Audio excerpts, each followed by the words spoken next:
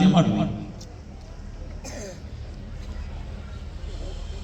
مدینے میں رہے، مدینے میں مدفون ہوئے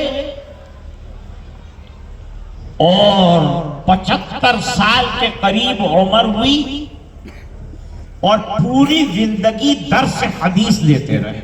آپ بھی جا کر پڑھ کر، اگر آگے نہیں جانا ہے پڑھنے کے لیے تو پڑھتے بھی رہنا اور پڑھاتے بھی رہنا اور دین کی خدمت کرنا اور پیسوں کی فکر مت کرنا. ٹرسٹی نہیں دے گا، اللہ دے گا. میرے خالو جان ایک جگہ امام تھے اور مدرسے کے معتمم بھی تھے. نئے ٹرسٹی آئے تھے. ہمارے مولانا احمد اشرف صاحب رحمت اللہ علیہ نے فرمایا کہ نئے ٹرسٹیوں کا تعارف کراؤ، یہ کون لوگ ہیں؟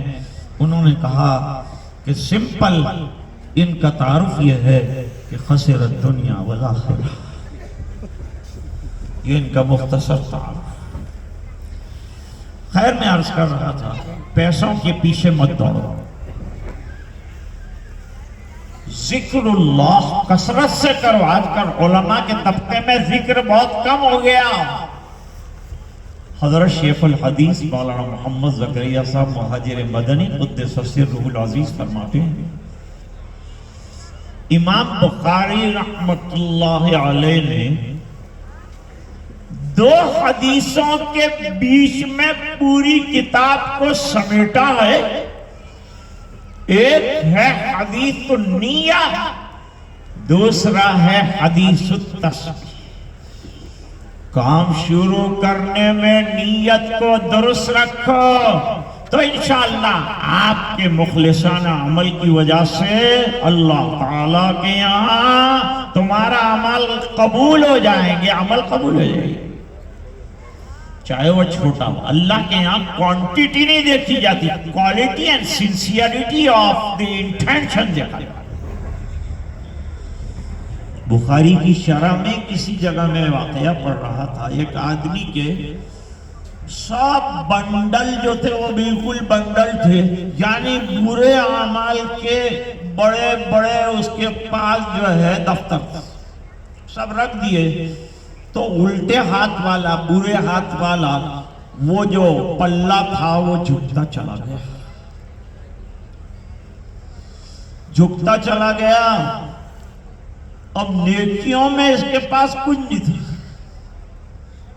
تھا بھی تو اتنا نہیں تھا کہ وہ برائی والے پلے کو اوپر لا سکے. فرشتے نے کہا ہمارے ظلم نہیں، انصاف ہے.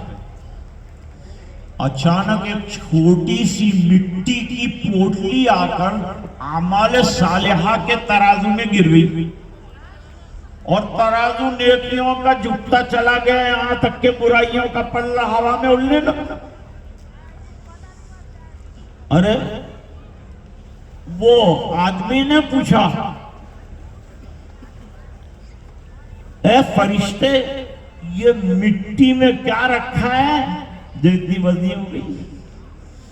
فرمایا تیرے دوست کا انتقال ہوا تھا اور اخلاص کے ساتھ تو نے اس کی قبر پر مٹی کی 3 لاپیں ڈالی تھی. اللہ کو وہ ادا اتنی پسند آ گئی کہ وہ مٹی تیرے لیے نجات کا ذریعہ.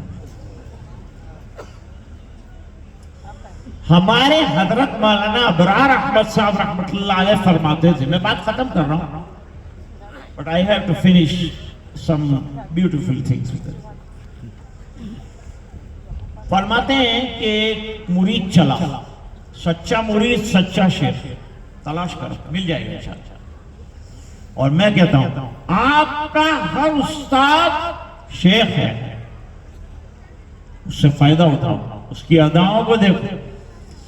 امام بخاری نہیں چاہتے کہ آپ علمی بحثوں میں رہیں اور سنتوں سے محروم رہ جائیں، نہیں چاہتے امام بخاری رحمت اللہ. اور ادب المفرد میں لکھا ہے، خود امام بخاری کا عمل لکھا ہے، مغتبت منذ سمعت ان الغیبت حرام. جب میں نے پڑھ لیا کہ غیبت حرام ہے، میرا عمل نامہ غیبت سے بالکل خالی ہے. فرماتے ہیں وہ مرید چلا، پیسے تھے نہیں پاس، اب شیخ کے لیے ہدیہ لے کے جانا چاہتا ہے. شیخ کے لیے ہدیہ لے جاؤں. تو جنگل میں لکڑیاں تھی فری، ساروجنک تھی، اس کو اس نے کاٹا اور ایک گٹھڑ بنایا، سر پہ رکھا اور شیخ کی خدمت میں پیش کیا. شیخ نے کہا بھائی کیا لائے؟ فرمایا میرے پاس پیسے نہیں تھے. میں نے کہا کیا پیش کروں؟ تو آپ کے باورچی خانے